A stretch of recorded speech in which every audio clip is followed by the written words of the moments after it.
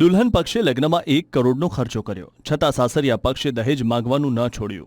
દહેજમાં 50 લાખ રોકડા અને ફોર્ચ્યુનર ગાડી માંગી અને આખરે આ બધા વચ્ચે પીડિત વહુના અનમોલ જીવનનો અંત આવી ગયો. ઘટના છે યુપીના ગ્રેટર નોઈડાની, જ્યાં દહેજના કારણે વહુની હત્યા કરવામાં આવી છે.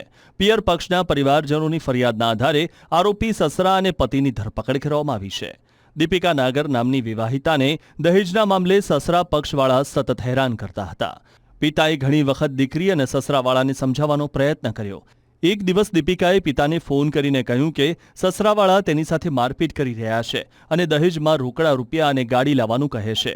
આજ રાત્રે સાસરા પક્ષમાંથી ફોન ગયો કે દીપિકા અગાશી પરથી પડી ગઈ છે, તમે હોસ્પિટલ આવજો. પિયર પક્ષના લોકો ત્યાં પહોંચ્યા તો ખબર પડી કે દીકરીનું મોત થઈ ગયું છે.